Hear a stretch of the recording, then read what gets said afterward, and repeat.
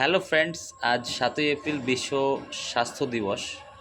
তো আশা করি সকলে ভালো আছেন এবং এই কামনাই করি যে সুস্থ থাকুন, নিরোগ থাকুন।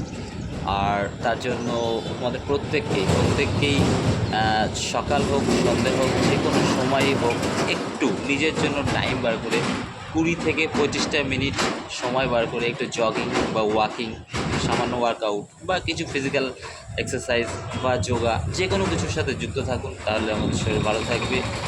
আর একটু ব্যায়াম, শরীরচর্চা যতটা দরকার প্রত্যেকেরই, তার সাথে সাথে খাওয়া দাওয়ার বা ডায়েটের দিকেও একটু নজর দিতে হবে। তো এই বছর 2025 সালের বিশ্ব স্বাস্থ্য দিবসের থিম আছে মা এবং শিশুর স্বাস্থ্য।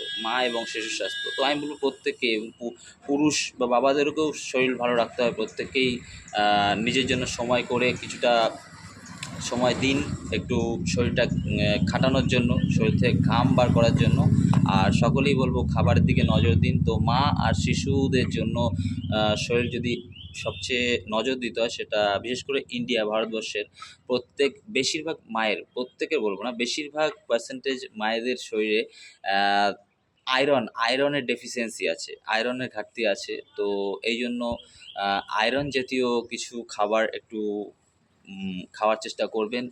আর শিশুদের বলবো প্রথম 6 মাসের জন্য শিশুদের মায়ের বুকের দুধই হচ্ছে সেরা খাবার, এটা খাওয়ান। আর তারপরে একটু বড় হলে একটু ফল, প্রোটিন জাতীয় কিছু খাওয়ান।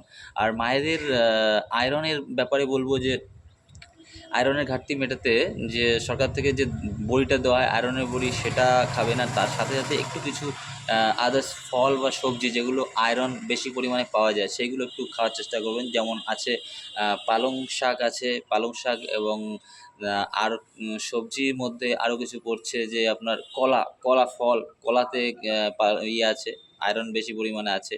এবং আরও আয়রন বলতে পারেন আপনি বিট, গাজর, টমেটো, যে কোনো লাল জাতীয় যে ফল সবজিগুলো আছে, বিট, গাজর, টমেটো, এগুলো আপনি একটু খেতে পারেন। সবাইকে যে আঞ্জির বা ডুমুরের জাতীয় অত দামি আয়রনের ফল খেতে হবে তার মানে নেই। অনেক সস্তার, যেমন কিশমিশ, খুব সস্তার একটা খাবার, এতেও প্রচুর পরিমাণে আয়রন আছে। এবং বেদানা আয়রন আছে। আর সবজির মধ্যে ব্রোকলিতে কিছু পরিমাণ ভালো আয়রন আছে, এগুলো আপনারা খেতে পারেন, খাবেন।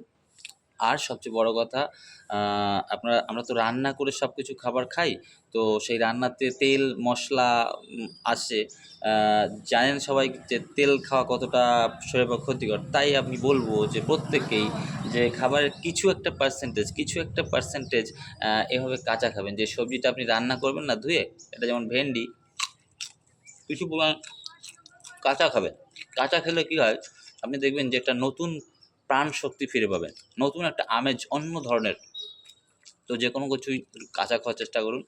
তো আবারও বলবো, প্রত্যেকে নিরোগ থাকুন, সুস্থ থাকুন, ভালো থাকুন, শরীরের দিকে ধ্যান দিন, খেয়াল করুন, পরিবারকে ভালোবাসুন। আবার দেখা হবে পরবর্তী ভিডিওতে।